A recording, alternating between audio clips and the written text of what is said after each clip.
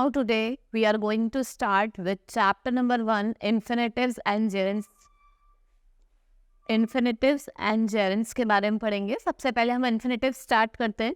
The infinitive is the base form of verb where to is used before them. It is called to infinitive. After modal auxiliaries and in some other places the infinitive is used without to. It is called bare infinitive. जहाँ पे infinitive to के साथ उसे use करते हैं उन्हें हम to infinitives कहते हैं, और जहाँ पे विदाउट हम टू का यूज़ करते हैं उन्हें बेयर इन्फिनेटिव्स के.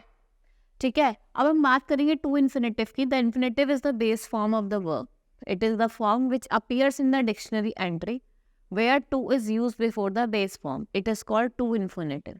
देखो, जो वर्ब की बेस फॉर्म होती है जैसे बाय, उससे पहले हमेशा टू का यूज़ करा जाएगा. उससे हम क्या कहते हैं? टू इन्फिनेटिव्स कहते हैं. ठीक है, अब जैसे अब आपकी मीट है, ये बेस फॉर्म ऑफ वर्ब है. इसके पहले हमने जस्ट बिफोर क्या यूज़ करा है? टू का यूज करा है, तो ये क्या है आपका? To infinitive. To err is human, to forgive is divine. She earns to buy a new house. ठीक है, now remember that words to used at the beginning of the to infinitive is not a preposition. It comes as a marker of the infinitive. देखो, अगर base form के बराबर में जो हम to use करते हैं वो प्रपोजिशन नहीं है. वो क्या है? वो एक मार्कर ऑफ द इन्फिनेटिव है. Now bare infinitive. The infinitive without the marker to is called bare infinitive. It is used after the modal auxiliary and in some other places. ठीक है, जहाँ पे to नहीं होता उसे हम bare infinitive कहते हैं. ठीक है, ऐसे we shall call them. You should talk fast. She must resign the job. You need not come tomorrow. ठीक है, ये आपके क्या हैं? ये आपके bare infinitive के कुछ examples हैं.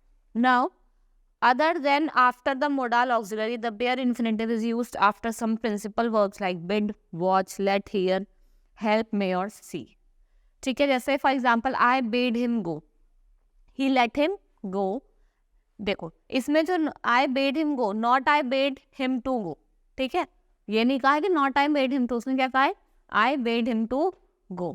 ठीक है, now I heard them talk. ठीक है, आई हियर देम टॉक, मैंने उन्हें बात करते हुए सुना, तो not I hear them to talk.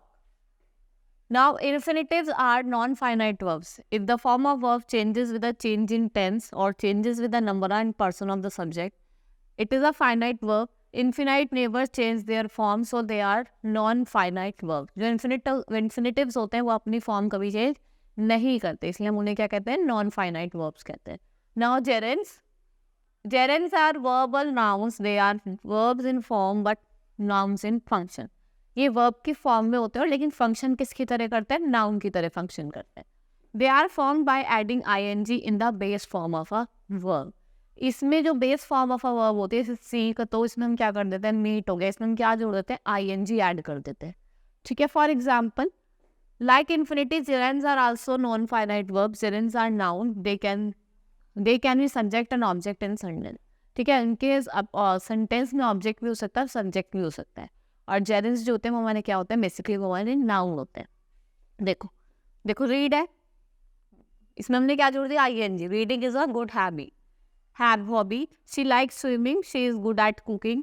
She kept on asking. तो देखो, आपको स्विमिंग ing, कुकिंग ing और आस्किंग ing. ठीक है, ये क्या है? ये उसमें हम क्या ऐड करते हैं? ing ऐड करते हैं.